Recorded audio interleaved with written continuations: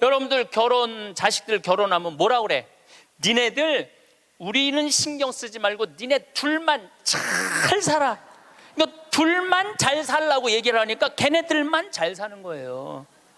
그렇게 말하면 안 되죠. 너희들 둘만 잘 살아 이러면은 그 부모는 자식 교육 잘못하는 거예요. 너희들이 이제 주위 사람들이랑 화목하게 지내고 부모님 공양 잘하고 애들 잘 키우고 하느님 일 열심히 하고 니네들 재능 가지고 나누고 살아. 이렇게 말해도 잘 살까 말까인데 아무것도 신경 쓰지 말고 니네 둘만 잘 살아. 그러니까 아무것도 신경 안 쓰고 둘만 잘 사는 거예요. 그러니까 오늘 이후부터 여러분들 덕담을 해도 그런 덕담을 하지 마세요. 둘만 잘 살라고 그러지 말고 다 같이 잘 살으라고 그래야 돼. 다 같이. 왜 둘만 잘 살아야 돼? 다 같이 잘 살아야지. 대한민국이 왜 돈은 흘러 넘치는데 이 고통을 겪는 줄 알아요? 여러분들이 그렇게 가르쳐서 그래. 너만 1등해. 너만 경쟁해서 이겨야 돼. 둘만 잘 살아. 이 얘기를 하니까 애들이 이기적으로 되는 거예요. 나눌 줄 모르고. 사실은 요즘 대한민국에서 아주 재미난 통계가 하나 있어요. 누가 제일 행복하냐? 50대, 60대, 70대 초반이 제일 행복하대. 놀랍게도 여러분들이 제일 행복하대. 왜냐하면은 지금 중고등학교들은 공부해서 괴롭지, 대학생들은 시험 보느냐고 괴롭지, 직장인들은 스트레스 받아서 괴롭지, 여러분들은 사실은 그런 괴로움이 거의 없어요. 그냥 또 내 강의는 또 들어가고 내가 이놈들한테 돈 주나 봐라 그리고 그 돈 가지고 알차게 먹고 마시고 노는 분들이 많아요. 500만 원만 남기고 나는 간다 이런 생각 가지고 있는 분들이 많아. 그래서 너는 너, 나는 나. 이게 참 중요합니다. 너는 너, 나는 나예요. 너하고 나하고 엉길 필요는 하나도 없어요. 자식 인생은 자식 인생, 내 인생은 내 인생이에요. 근데 우리는 자기를 위해서 쓰는 거를 못해. 해봤던 적이 없어. 자기를 위해서 1,000원도 써봤던 적이 없어. 1,000원도 벌벌 떠는 분들이 많아. 내가 그렇게 얘기했는데도 1,000원도 벌벌, 여기 많을 거야. 1,000원도 벌벌 떠는 분들이. 저는 이 가장 잔인한 부모가 자식 판검사 만드는 부모가 가장 잔인하다고 생각해요. 여러분들 판검사 되려고 그러면은요, 태어나서부터 공부하기 시작해야 돼. 얘네들 태어나서부터 누워있으면 기역, 니은, 디귿, 리을 돌아가야 돼. 얘네들은. 그리고 초등학교, 중고등학교 때 해가 뜨는지 달이 뜨는지 모르고 살아야 돼요. 여러분들 그 특목고 들어가려고 그러면 새벽 2시, 3시까지 공부해요. 학원에서 그렇게 시켜요. 그렇게 공부를 해야 돼. 그러니까 얘네들은 행복이 뭔지 잘 모르는 애들이야. 그리고 엄마 나 좀 놀러 좀 갈 거야. 친구들하고 이번 토요일. 이놈의 새끼야, 네가 놀러 갈 시간이 어디 있어. 너 공부 열심히 해서 서울대학 들어가갖고 삼성에 취직해서 그때부터 너 행복해. 여러분들 1살부터 30살까지 안 행복한 애가 삼성에 들어가는 날부터 행복할까요? 저는 그런 일은 없다고 생각해요. 그냥 쭉 행복한 애가 행복하게 사는 거예요. 공부해갖고 좋은 자리에 가갖고 행복할 수가 없는 거예요. 참 예수님. 네, 지금 대한민국은 돈이 흘러 넘치는 나라예요. 뭐 경제가 좋으니 안 좋으니 그래도 지금 수출 같은 경우는 엄청나게 지금 잘 되고 있어요. 계속 흑자고 돈이 참 많은 나라예요. 문제는 배분을 못하는 거죠. 돈이 모자라는 건 아니에요.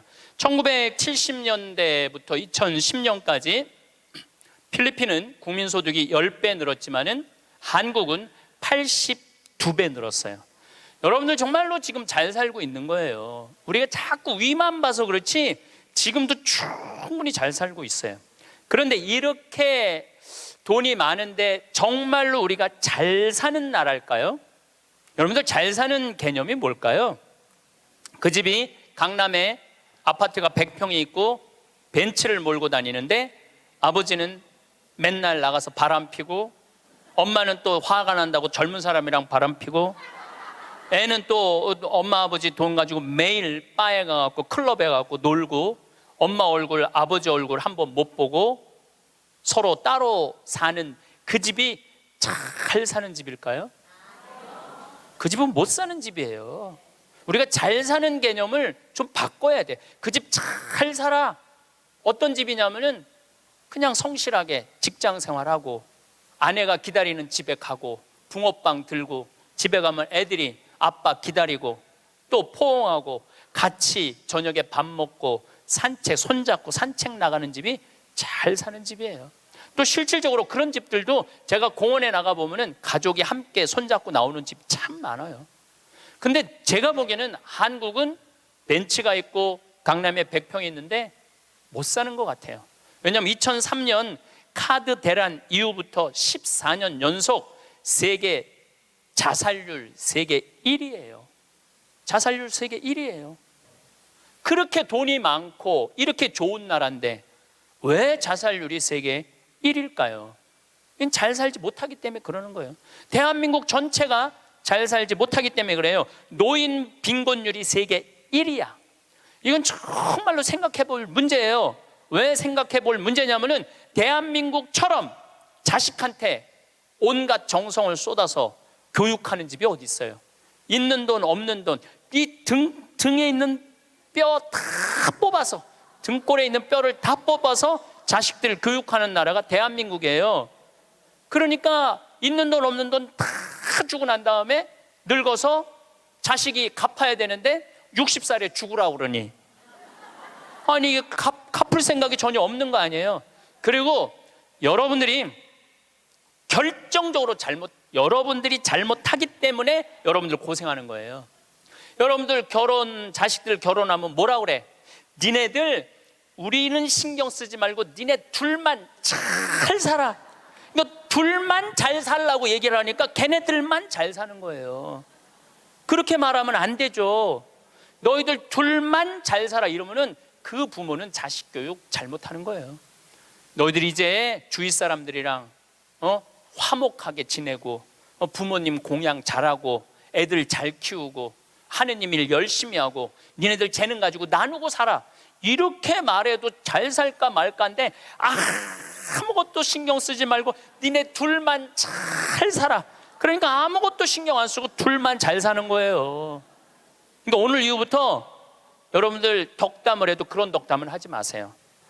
둘만 잘 살라고 그러지 말고 다 같이 잘 살으라고 그래야 돼. 다 같이.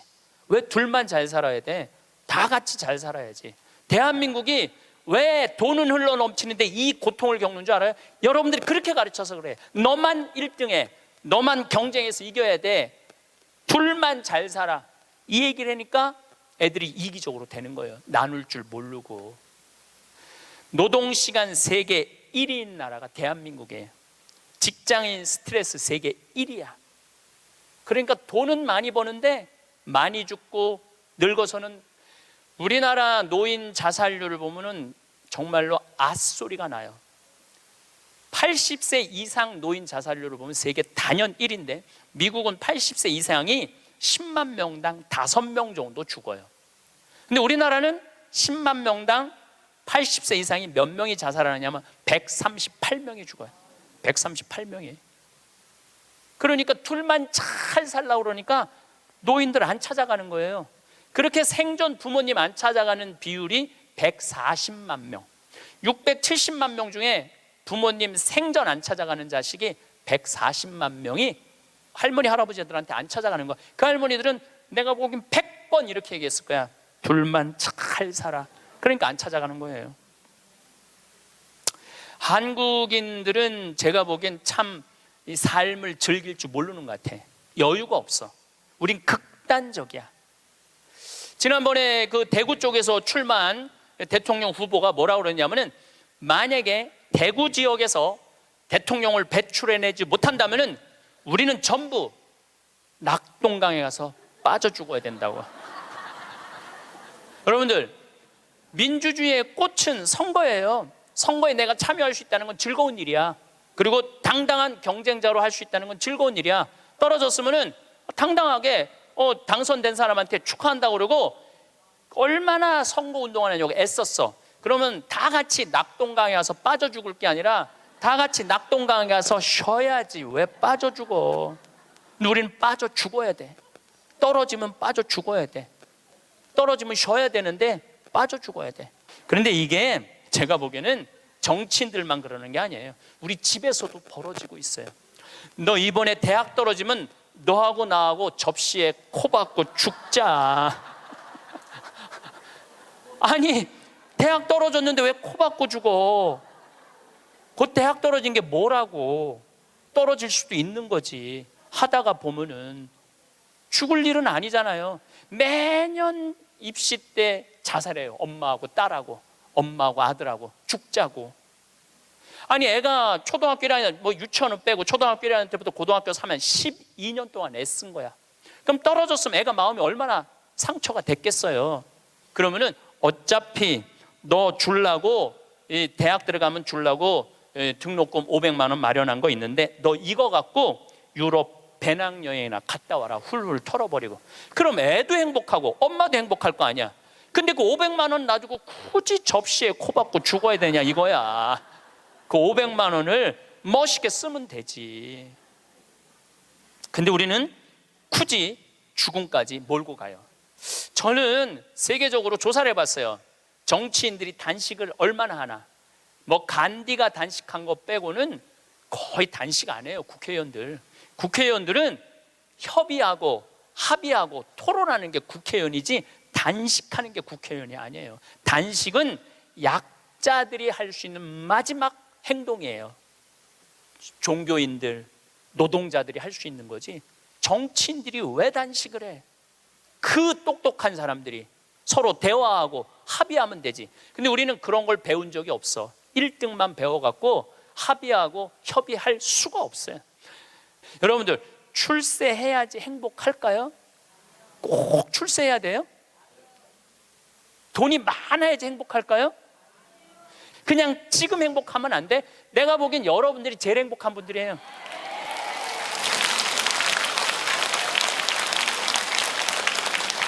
여러분들은 감옥에 가고 싶어도 갈 수가 없어. 누가 돈을 줘야지 감옥에 가볼까? 누가 돈을 줘야지.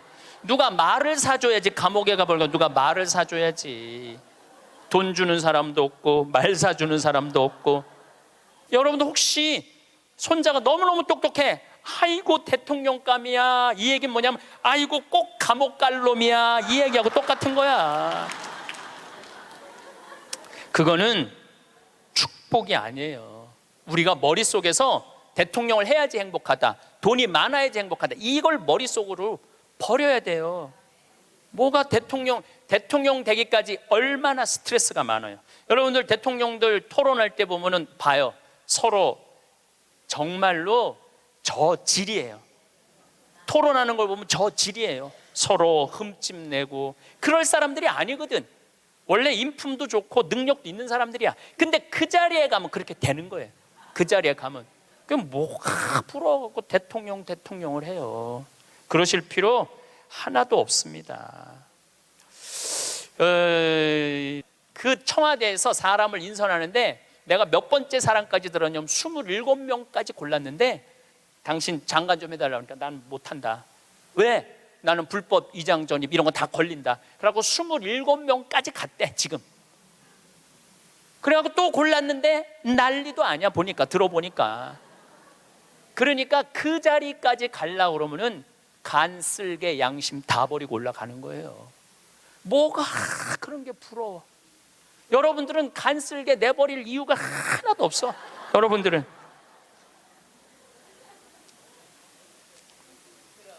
사실은 요즘 대한민국에서 아주 재미난 통계가 하나 있어요. 누가 제일 행복하냐? 50대, 60대, 70대 초반이 제일 행복하대. 놀랍게도 여러분들이 제일 행복하대. 왜냐하면 지금 중고등학교들은 공부해서 괴롭지, 대학생들은 시험 보느냐고 괴롭지, 직장인들은 스트레스 받아서 괴롭지, 여러분들은 사실은 그런 괴로움이 거의 없어요. 그냥 또 내 강의는 또 들어가고 내가 이놈들한테 돈 주나 봐라 그리고 그 돈 가지고 알차게 먹고 마시고 노는 분들이 많아요. 500만 원만 남기고 나는 간다 이런 생각 가지고 있는 분들이 많아. 그래서 너는 너, 나는 나. 이게 참 중요합니다. 너는 너, 나는 나예요. 너하고 나하고 엉길 필요는 하나도 없어요. 자식 인생은 자식 인생, 내 인생은 내 인생이에요. 근데 우리는 자기를 위해서 쓰는 거를 못해. 해봤던 적이 없어. 자기를 위해서 1,000원도 써봤던 적이 없어. 1,000원도 벌벌 떠는 분들이 많아. 내가 그렇게 얘기했는데도 1,000원도 벌벌, 여기 많을 거야. 1,000원도 벌벌 떠는 분들이. 내가 이걸 언제 아느냐 하면은 내가 할머니들이랑 성지순례를 가보면 알아요. 성당에서 이제 한 할머니들 30분이랑 성지순례를 가잖아요. 인천공항에 딱 나타날 때 보면은 처음에 몰라봐요. 성당에서 보던 할머니랑 인천공항에서 보는 할머니랑 너무 달라. 선글라스 딱 끼고 스카프 목에 딱 두르고 돈을 얼마나 하는지 여기다 딱 돈가방 딱 차고 얼마나 멋있게 나오는지 몰라요. 그래갖고 이제 딱 이제 이 파리행 비행기를 타죠. 그럼 막 가슴이 벌렁벌렁 거리죠. 드디어 내가 해외 성지순례 파리, 로마, 이스라엘을 가는구나. 그래갖고 딱 파리에 내리면은요, 가이드가 버스를 딱 갖고 나와요.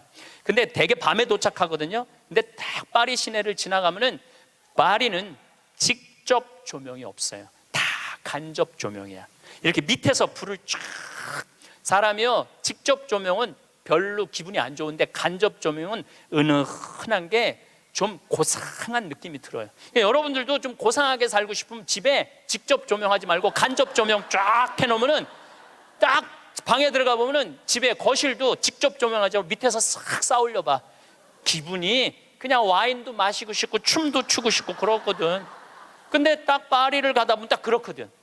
그리고 그냥 한가운데 에펠탑이 30분마다 막 반짝반짝 불, 거기 막 뭐 네온 사인 막 하면은요 기가 막혀요. 근데 가이드가 그래요. 여기 예술의 도시 오신 거 환영한다고. 내일 아침은 뷔페에서 식사를 하시고 오전에는 모나리자 미소를 보러 루브르 박물관을 갈 거라고. 그리고 건너편에 에펠탑이 있는데 에펠탑에 가서 사진 한 장 찍고 점심 식사하시고는 몽마르트 언덕을 올라갈 거다. 몽마르트 언덕을. 저녁은 세느강에서 선상 파티를 하고 밤에는 세계에서 가장 비싼 거리 쌍젤리제 거리에서 와인을 한잔하고 호텔로 들어갈 거다. 내일 스케줄은 이렇다. 그럼 진짜 가슴이 막 벌렁벌렁거려. 근데 막 가는데 여기는 다이아나비가 죽은 도로다. 그거 꼭 지나가더라고. 보니까 역사 뭐 나폴레옹이 막 그 뭐 개선문 막 이런 거 보면은 정말로 내가 드디어 이 예술의 도시 파리를 왔구나 그런 기분이 들어요.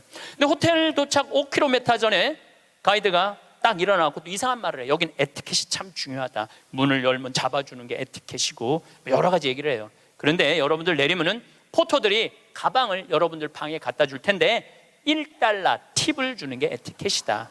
그리고 호텔에서 나올 때는 그 침대에다가 왜냐하면은 그 침대 청소하는 사람들은 월급이 없어요. 다 그 팁으로 사는 거예요. 다 이민자들이 하는 거니까 $1를 내려놓는 게 에티켓이다. 그 얘기를 딱 들으면은 할머니들이 이때부터 머리가 복잡해지기 시작하는 거야. 생각지 않았던 $2가 딱 튀어나온 거야. 생각지 않았던 $2가. 그래갖고 딱 호텔에서 딱 내리면은 정말 포터들이 막 모자를 쓰고 막 가방을 들고 가려고 하는 할머니들이 이렇게 말합니다. 놔두라고, 내가 들고 갈 거라고. 비행기 10시간을 타고 버스를 타고 얼마나 피곤해. 근데 그 큰 여행용 가방을 이제 밀고 끌기 시작하는 거예요. 그런데 한 30명 가면은 유럽의 호텔들은 엘리베이터가 다 작아요. 옛날 건물들이라 2명, 3명 들어가면 꽉 차. 그럼 또 재빠른 사람이 딱 들어가면은 이때부터 5분, 10분을 기다리면 승질이 나기 시작하는 거예요. 승질이. 로마에 도착하면 얘기하지 않아도 할머니들이 그 가방을 끌고 알아서 가요. 자기가 $1를 아끼려고. 호텔 나올 때도 까먹을 경우도 있지만 아까워. 다시는 안 오는데 그냥 나와버려. 그리고 압권이 있어요. 성지순례 끝나고 할머니들이 나한테 하는 말이 있어. 신부님, 세상에 나가보니까 맨 내 돈 뜯어먹는 도둑놈들밖에 없다고. 그리고 보통 1일 정도 순례를 나가는데 11일 동안 기억이 가방 끌고 다녔던 기억밖에 없는 거야. 가방 끌고 다녔던 기억밖에 없는 거야. 성지고 뭐고 힘들게 가방 끌고 다니면 나이는 먹었지. 그럼 보통 여러분이 한 450만 원 내고 가는 성지순례예요. 450만 원. 그러면은 하루에 2달러면은 10일이면 20달러야. 20달러? 그게 뭐가 아깝다고. 그 1달러 때문에 벌벌 떨면서 놔두라고, 내가 들고 갈 거라고 그 무거운 가방을 그냥 1달러 주고 땡큐 땡큐 하면 얼마나 좋아. 그런데 문제는 자기를 위해서 1,000원도 써봤던 적이 없는 거예요. 450만 원 내고 갔으면 기분 좋겠으면 얼마나 좋아. 근데 써봤던 적이 없는 거예요. 그 여행 갔다 와도 즐거웠던 기억이 하나도 없어. 완전히 도둑놈들한테 사기당한 그런 기분이야. 성지순례 갔다 왔는데. 저도 뭐 많이 다니죠. 1년에 4개월은 외국에 나가 있으니까.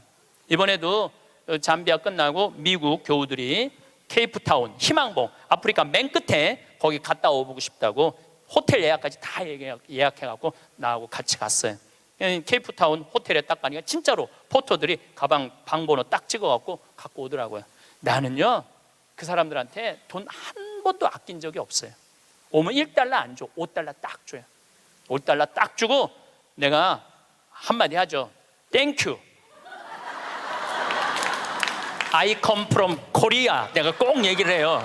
왜냐하면 중국 사람인 줄 아니까. I come from Korea. 딱 그리고 5달러 주면 눈이 이만해지면서 정말로 머리가 땅끝까지 닿도록. 그 사람들은 그걸로 먹고 사는 사람들이야. 이민자들은. 내가 나를 위해서 450만 원을 썼으면 그 이민자들한테 1달러, 2달러, 5달러가 아까워갖고 그거를 아끼려고 도둑놈들이라고 그러고 사기꾼이라고 그러고. 그러니까 내가 그렇게 여유가 없는 거야. 마음의 여유가. 이번에도 애틀란타 강의를 마지막으로 했는데 호텔에서 한 4일이 있었어요. 4일이 있었는데 마지막 날은 거기다 내가 10달러 딱 놓고 썼어요. 편지. 그 사람 이민자야. 편지를 항상 써요. 저는 마지막에 Thank you, God bless you, I come from Korea. 딱 이렇게. 얼마나 좋아. 그거 쓴다고 내가 망하는 것도 아니고. 그 사람은 그걸 받음으로써 하루에 기쁨이 있잖아요. 내가 남에게 무언가를 나눠줄 수 있는 큰 기쁨, 주는 기쁨이 있어야 되는데 우린 끝까지 아껴. 근데 문제는 그걸 아껴갖고 정말 또 행복한 데 쓰면 좋은데 끝까지 아끼다가 죽어. 써보지도 못하고 죽는 분들 많아요. 써보지도 못하고 죽는 분들 많아요. 그러니까 이제 마지막에 죽을 때 뭐라고 그러냐면은 나는 억울해서 못 죽는다고. 나 한번 호강해 보려고 그랬는데 억울해서 못 죽는다고. 호강은 언제 하면 돼? 지금 하면 돼요. 제가 항상 드리는 말씀이지만 내 생일날 내 기억해주는 남편도 없고 자식도 없어. 냉면 먹으면서 눈물 뚝뚝 흘리면서 지질이 복도 없는 년, 냉면 사주는 인간 하나도 없고 내 생일에 왜 내 생일을 남이 차려줘야 돼? 내가 차려주면 되지. 그렇지 않아요? 그러니까 야, 너 60년 동안 70년 동안 애썼다. 내가 오늘 너한테 한턱 쏠게. 네 태어난 날이니까 그럼 내가 가서 먹으면 되지. 그러니까 지질이 복도 없는 년이 먹는 냉면 맛이랑 내가 한턱 쏘고 먹는 냉면 맛은 냉면 맛 자체가 달라요. 여러분들 정말 1,000원을 쓰더라도 멋있게 써. 폼나게 써요. 냉면을 먹어도 뽐나게 나가서 먹어. 눈물 뚝, 콧물 뚝 흘리고 그러지 말고요. 행복은요 큰 데 있는 게 아니에요. 대통령 되고 무슨 장관 되고 국회의원 되는다고 그 사람들 안 행복해요. 그 사람들 소리 지르는 거 봐요. 그 사람들이 행복하겠어요? 예, 안 행복해요. 부러워할 거 하나 없어요. 이번에 9월 29일부터 10월 10일까지 황금 연휴에 황금 연휴. 발칸반도로 갔다 왔어요. 체코, 오스트리아, 슬로베니아, 그 다음에 크로아티아, 그 다음에 잠깐 보스니아 이렇게 들렀다 왔어요. 근데 제가 처음 평택 비전동 본당 신부를 할 때 나야 교우들을 너무너무 사랑하죠. 정말로 많이 아끼고 귀하게 여기죠. 정성스럽게 대하죠. 근데 이제 내가 평창에 들어가니까 이제 본당이 없잖아요. 그 이제 연말만 되면은 나를 찾아오는 비전동 교우들이 있어. 그 나는 이제 연말이 되면 모든 에너지를 다 빼갖고 아무도 만나기 싫어. 와도 쳐다도 안 봐요. 세배하러 왔는데 무슨 세배냐고. 그런데 10년 동안 내가 보든 안 보든 자기네들끼리 밥 먹고 가도 10년 동안 변함없이 오는 친구들이 있어요. 근데 한 3년 전인가 4년 전에 또 세배라고 왔는데 내가 찬밥 대우를 했는데 마음이 좀 미안하더라고요. 근데 보통 저 같은 경우는 3년, 4년 후까지 스케줄이 보통 이렇게 보거든요. 근데 4년 전에 보니까 2017년 딱 황금 연휴 10일이 딱 걸려 있더라고요. 그래서 정말로 평범한 친구들이에요. 야, 2004년 후에 황금 연휴 10일이 있다. 나하고 그때 내가 온전히 너희들하고 같이 여행 갈게. 그랬더니 이 친구들 한 30명이 한 달에 20만 원씩 3년 동안 개를 모았어. 그러니까 한 달에 20만 원이면 240만 원에 거의 700만 원을 모은 거예요. 여행비는 한 400만 원밖에 안 되는데, 그래갖고 이번에 여행을 갔다 왔어요. 그런데 기가 막히더라고요. 그 성지 뭐 나라도 아름답지만은 성지가 너무너무 좋더라고요. 그런데 오스트리아의 마리아 체리라는 성지를 갔어요. 뭐 여기저기 너무 다니니까 무슨 성지도 모르고 그냥 계속 가는 거죠. 근데 오후 3시 미사를 이제 경당에서 봉헌하기로 했는데, 대성당에 딱 갔는데 대성당은 안 빌려줘요. 우리도 여기 지금 왜 여기 모였는지 알아? 명동 대성당 안 빌려줘서 여기 와 있는 거예요. 대성당은 잘 안 빌려줘요. 그리고 특히 우리 같이 조그만 소규모의 순례객은 아예 안 빌려줘. 그것도 동양 사람들은 이게 커뮤니케이션이 안 되니까 더 안 빌려주죠. 근데 딱 성당을 이제 성모님을 이제 경배 드리려고 들어갔는데 크로아티아 사람이야. 여긴 오스트리아 성지인데 전통 복장을 입고 왔는데 브라스 밴드를 데리고 온 거야. 브라스 밴드를 데리고 와갖고 영성체후 묵상을 하는데 무슨 사연인지 모르는데 그냥 우는 거야. 신부도 울고, 그 해설자도 울고, 솔로한 사람도 울고, 밴드들도 울고, 교우들도 울고. 근데 그 음악을 연주하는데 너무 아름답더라고요. 근데 제가 2년 전에 이스라엘 성주순례를 갔는데 한 200명하고 갔는데 그 중에 천주교 신자 아닌 자매가 하나 왔었어요. 근데 이 성주순례를 하면서 이게 살아있는 예수님을 느낀 거야. 그리고 거기 또 다 가톨릭 성지잖아요. 이분은 종교가 달랐는데, 그런데 거기서 딱 요르단강에서 딱 거기서 천주교 세례를 받겠다는 거야. 그래서 요르단 강물을 퍼서 그 자리에서 세례를 줬어요. 세례명이 보난데 세례를 줬는데, 얼마나 내가 세례를 줬으니까 영어로 father라고 그러냐. father, 아버지 아니야, 아버지. 아버지라고 그러면서 얼마나 안부도 잘 묻고 그러는지. 그래서 이번에 성주순례 데리고 갔어요. 성주순례를 데려갔는데 가톨릭 전례를 많이 못 봤잖아요. 근데 이 아름다운 전례를 보고 싶은 거야. 그래서 막 찾아갖고, 야, 빨리 와서 이거 가톨릭 이런 아름다운 전례가 있다. 그걸 보는데 다 우는 거야, 성가를 부르면서. 근데 그 성당의 그 울림이 얼마나 좋아요. 그 옛날 성당들이 울림이 얼마나 좋아. 뭐 기가 막히더라고. 그걸 한참 보고 있다가 보는데 3시 미사에 내가 제의를 입어야 되는데 5분을 지난 거야. 그래갖고 제의를 못 입었어요. 그래갖고 이제 제의를 입고 그 경당에 가려고 그랬더니 폴란드에서 성주순례 온 신부하고 교우들이 그 경당에 들어가 버린 거야. 그러니까 우리는 미사할 데가 없어진 거예요. 미사할 데가. 그 들어갔는데 어떻게 나오라고 그래? 우리 거니까 나오라고 그럴 수가 있어요. 그런데 우리는 산에를 올라가야 되는 거. 산에를. 대성당은 꿈도 못 꿨고. 그 이제 제대 그 제의실 맡는 형제가 제가 보니까 평신도 갔더라고요. 안 된다고. 저기 산으로 올라가야 된다고. 30분을 또 버스 타고 또 올라가면 우리 스케줄이 다 엉망이 되는 거잖아요. 너무너무. 근데 내 마음에 간절하게 대성당에서 미사를 봉헌하고 싶은 거야. 그 본당 신부가 나왔어요. 대성당에서 미사하고 싶다고. 바실리카거든요. 그랬더니 코리아에서 왔냐고 그래서, 우리 코리아에서 왔다고. 그럼 대성당에서 하라고. 대성당에서 하라고. 이거 아직 박수 칠 것도 아니에요 지금. 대성당에서 하라고 그랬는데 또 내가 키가 조그마니까 짧은 제의를 그 신부님이 다 찾아서 나를 입혀주더라고. 신부님이. 막 그때부터 가슴이 뛰기 시작하는 거예요. 근데 그날은 이제 우리 부관장 신부님 미사 봉헌하는 때인데, 우리가 입당을 해갖고 성가를 하는데 이때부터 가슴이 미어지기 시작하는 거예요.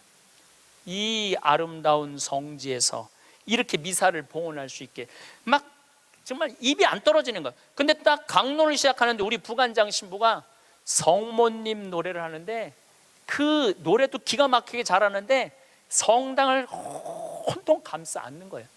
그러니까 순례 온 외국 교우들도 너무너무 아름다우니까 다 쳐다보더라고요. 난 눈을 뜰 수가 없었어. 눈 뜨면 울까 봐. 하여튼 너무 은혜로운 미사를 하고 딱 이 성지가 뭔가 봤더니 이 성지는 850년 된 성지야. 그래서 성모님이, 여러분들 사진에 있어, 성모님이 예수님을 손으로 이렇게 잡고 있는 그 왕관을 쓰고, 그런데 얼마나 기적이 많이 일어났으면 그 목발이 수백 개가 있었대요. 목발 짚고 왔다가 다 두고 간 거죠. 근데 이제는 너무 기적을 바라갖고 다 친 거야. 다 치고 이제는 2차 세계대전 끝나고 난 다음에 세계 평화를 위해서 기도하라고. 근데 거기에 베네딕토 교황, 프란치스코 교황님이 다 다녀가신 성지야. 거기서 미사를 한 거야. 거기서 미사를 봉헌할 수 있었으니 이게 얼마나 이게 신나는 일이에요.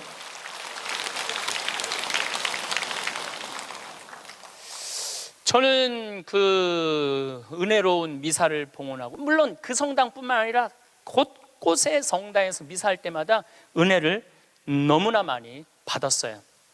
그런데 그 나하고 같이 30명이 성주순례를 갔는데 거기 있는 분들은 다 일반 직장인들이야. 그냥 직장인들. 그렇게 열심히 신앙생활하고 신부한테 그렇게 잘하고 그렇게 착하고 성실하게 살아왔으면 그 정도는 누릴 자격이 있는 거예요. 그리고 여러분들이 부부가 평생 버는 돈이 23억이래요.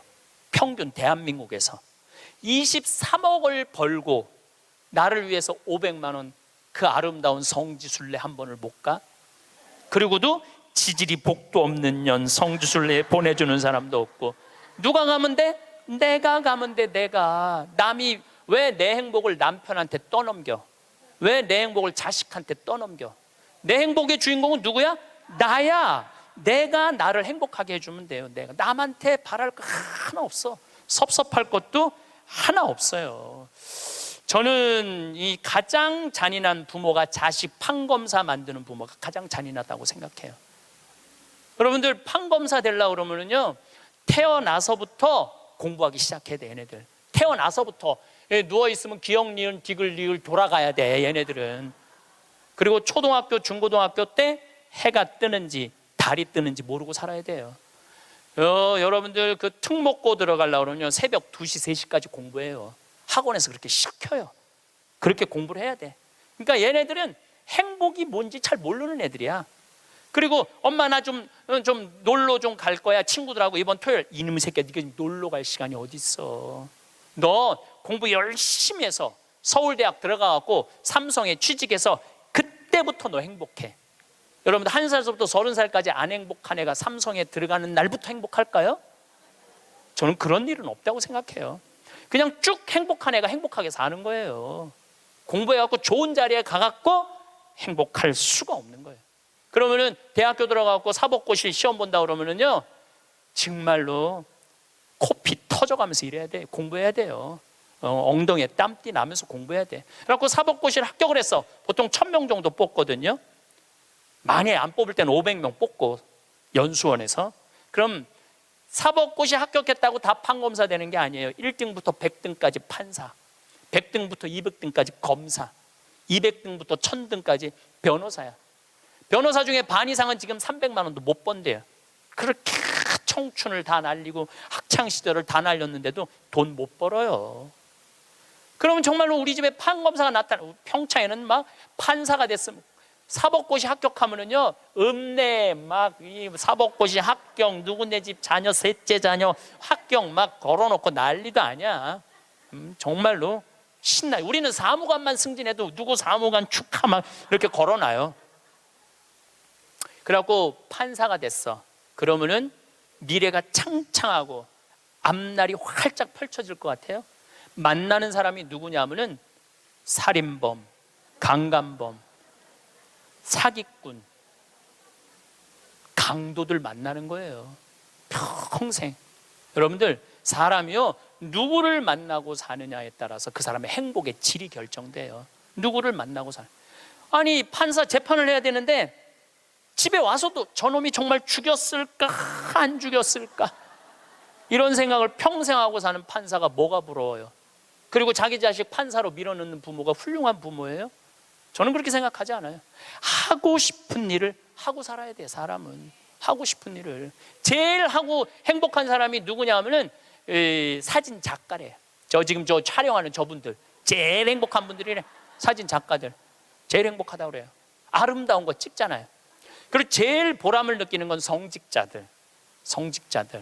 신부님, 저 신부님 때문에 자살하려고 그러다가 자살 안 하고 저 지금 잘 살고 있어요. 신부님 때문에 술 끊었어요. 신부님 때문에 우울증 고쳐졌어요.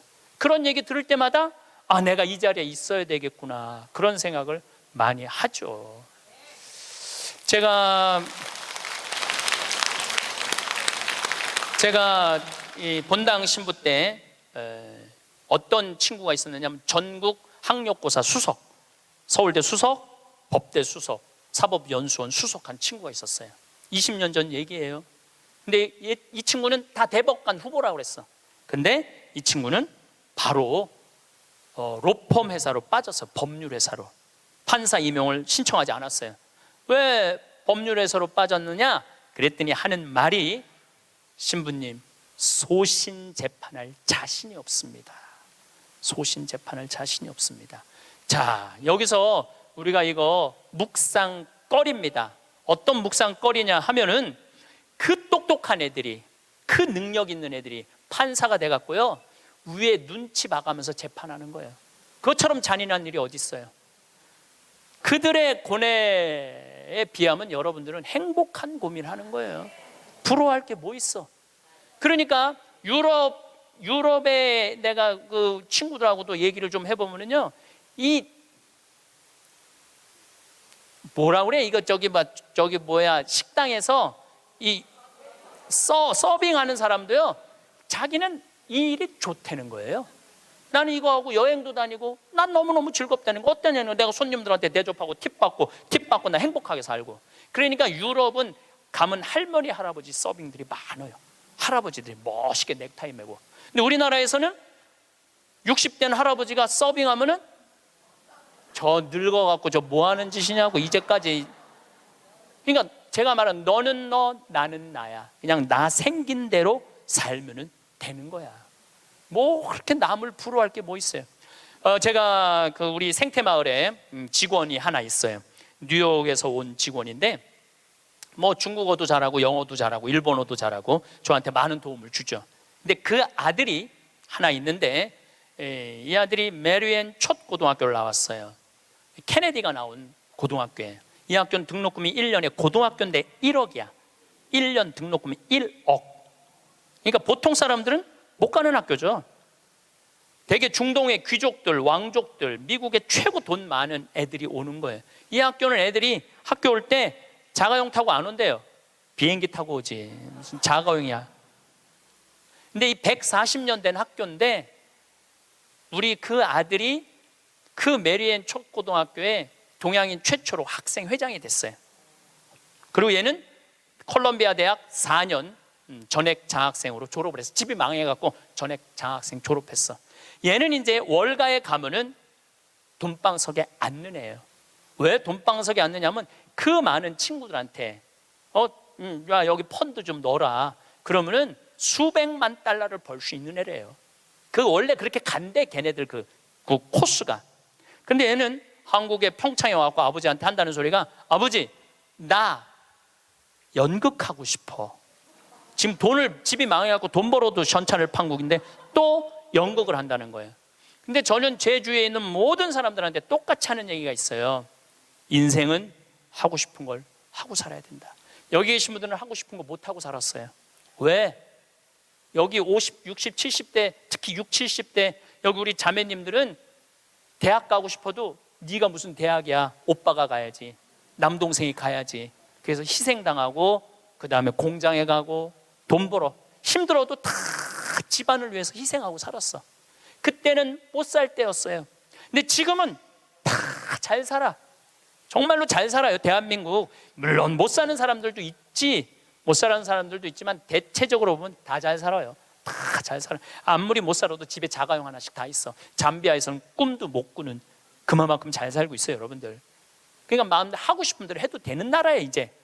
그래서 해라 라고 얘는 NYU 조지 클루니라는 영화 배우가 졸업한 유명한 뉴욕 주립대학교 대학원을 갔어요. 영국 영화학과. 그리고 2년을 학교를 다녔죠. 그리고 졸업을 작년 5월 달에 했어요. 그러니까 이제는 뭐를 해야 돼? 연주를 해야 될 거 아니야. 오디션을 봤는데 시카고에서 조지 해밀턴이라는 뮤지컬이 있어요. 해밀턴은 미국의 독립 아버지야. 3인의 독립 아버지야. 시카고에서 6개월 동안 했는데 1800석 6개월 전석 매진이래요. 근데 얘가 오디션을 봤는데 뭐에 됐느냐면 조연의 대타. 조연이 아프면은 나가서 하는 대타로 됐어요. 근데 조연의 대타도 대단한 거죠. 왜냐하면은 6개월 동안 받는 돈이 10만 달러니까 1억이니까 1억. 조연의 대타도 1억. 조연의 대타도 6개월을 끝났어. 그러니까 또 오디션을 또 봐야 될 거 아니에요. 이번에 이 친구가 5월 달 끝날 때쯤 오디션을 봤는데 이번에는 바로 브로드웨이에 가갖고 줄리 테이머 감독이라고 있어요. 이 사람은 누군지 모르죠. 스파이더맨은 알죠. 스파이더맨 만든 감독이에요. 그 다음에 라이온 킹 제작한 감독이에요. 세계적인 감독이죠. 이 감독이 이번에 M 버터플라이라는 연극을 하는데 거기에 주연으로 캐스팅이 됐어요. 주연으로 한국인 최초로 캐스팅이 됐는데 이 지난 10월 27일 며칠 전에 첫 공연을 했어요. 아버지가 갔다 왔어. 사진, 사인도 나한테 해서 다 보냈더라고요. 이 5개월 연극인데 50만 달러래. 한 달에 1억씩 버는 거, 한 달에 1억씩. 돈을 버는 게 중요한 게 아니라 하고 싶은 일을 하는 게 중요한 거예요. 하고 싶은 일을 하는 게. 그러니까 얘가 줄리 테이머 감독의 캐스팅이 됐다니까 조지 해밀턴 시카고에서 마지막 공연을 조연의 대타한테 어떻게 했냐면 마지막 공연 3시, 7시 공연을 주연을 줬어요. 우리 잊지 말라고. 브로드웨이에 가도 우리 잊지 말라고 주연을 줬어. 주연을 줬는데 얘는 뮤지컬 배우, 연극 배우로서 치명적인 결함이 있어요. 나보다 키가 조금 더 커요. 그런데 마지막에 공연하는데 커튼콜을 하는데 15분 동안 커튼콜을 앵콜 박수를 치더라고요. 근데 키가 워낙 작으니까 다른 스태프들하고 같은 연극하는 친구들하고 하이파이브를 하는데 뛰어서 하이파이브를 하더라고요. 그런데도 15분 동안 앵콜 커튼콜을 했어요. 이 친구가 나한테 편지했어요. 신부님 정말로 감사하다고. 신부님의 배려, 유머, 내가 많이 웃긴가 봐요 걔한테. 신부님의 유머, 배려, 사랑으로 자기네 가족이 이렇게 행복하게 됐다고. 자기는 돈 많이 벌어서 신부님 생태마을에 돈 갖다 주는 게 자기 미션이래. 미션. 근데 저는 그 친구한테 돈 받을 생각 전혀 없어요. 나는 청국장 팔아서 쓰면 돼. 왜 내가 그 힘들게 버는 돈을 뺏어서 써요. 청국장 팔아서 쓰면 되는데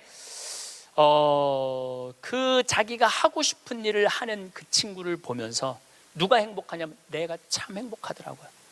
내가 뉴욕에 강의 갈 때 보면 강사료 다 주고 왔어. 쓰라고. 학비에 $1,000, $2,000.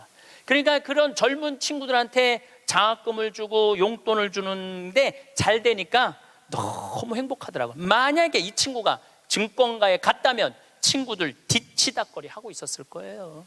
그렇지 않겠어요? 뭐 그 친구 술 같이 마셔주고 어려운 일 해결해주고. 근데 지금은 얼마나 세계적인 스타로 우뚝 섰어요. 그러니까 인생은요 하고 싶은 걸 하고 살아야 돼. 여러분들은 지금부터는 자식들 눈치 보지 말고 여러분들 하고 싶은 거 하고 사세요. 예. 여러분들이 맛있는 거 먹고 싶으면 가서 사 먹고, 그 다음에 여행 가고 싶으면 가고.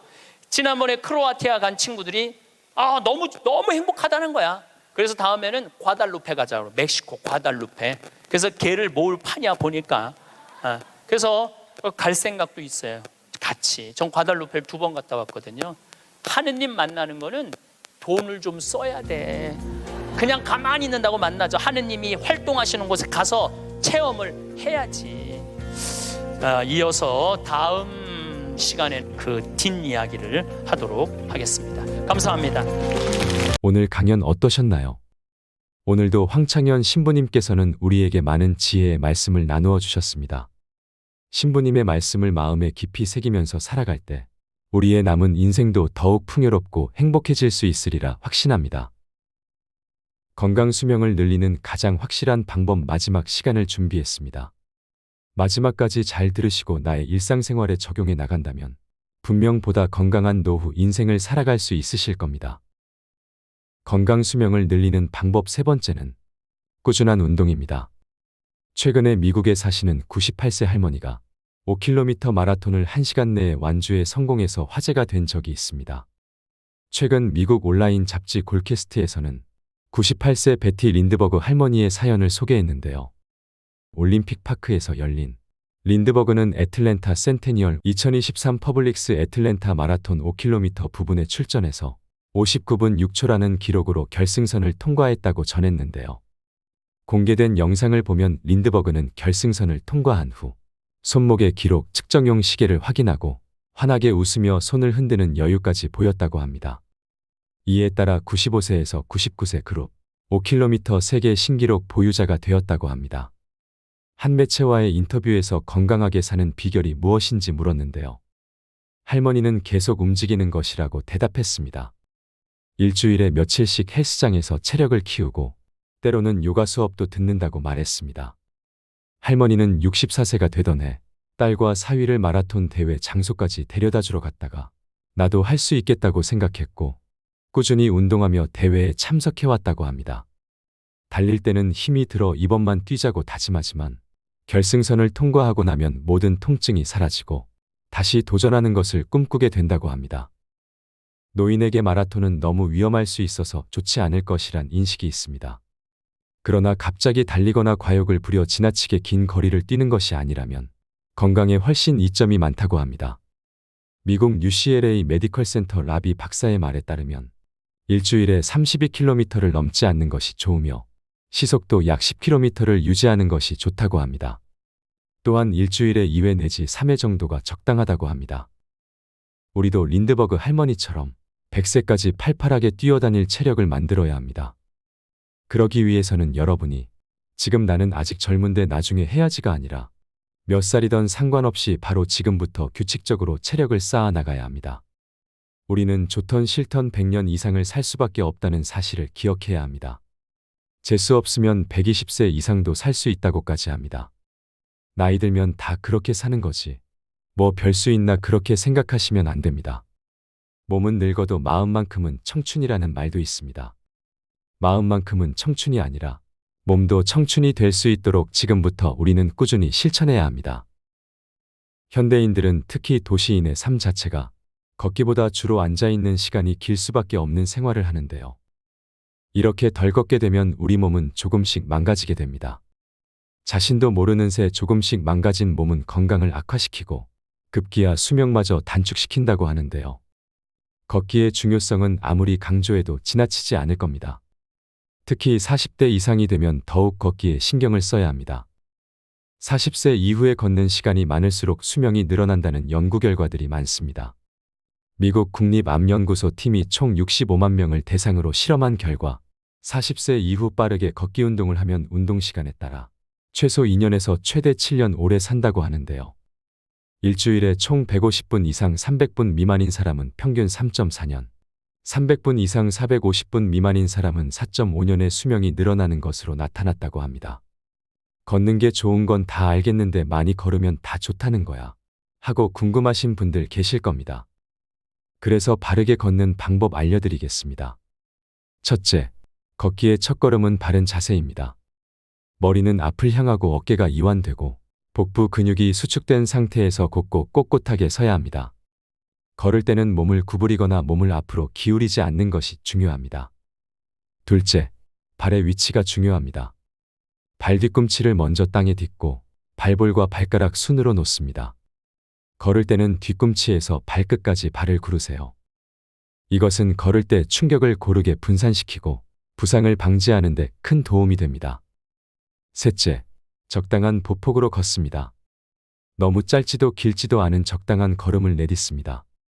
보폭이 길면 체중이 발에 더 집중되어 불편함과 피로감을 빨리 느끼게 됩니다.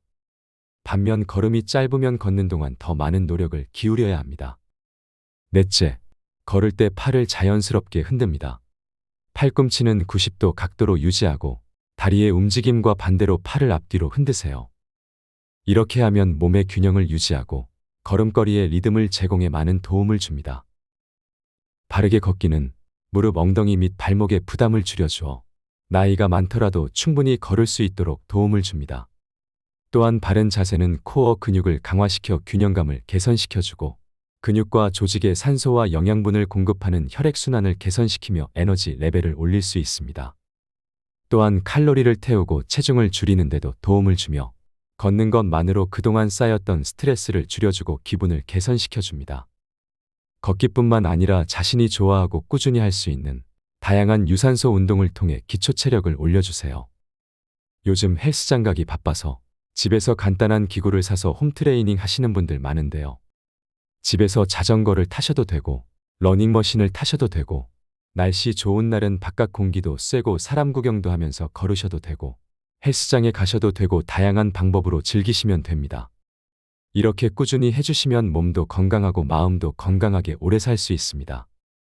어렵다고 생각하실 수도 있지만 우리가 살아가는데 건강보다 중요한 건 없으니 꼭 실천하셔서 더욱 건강하고 행복한 삶 살아가시길 응원하겠습니다. 오늘 영상이 도움이 되셨다면 가족과 주변 분들께도 공유해 주세요. 여러분의 소중한 사람들도 함께 건강해질 수 있습니다. 구독과 좋아요는 영상 제작에 큰 힘이 됩니다. 항상 건강하시고 행복하세요. 감사합니다.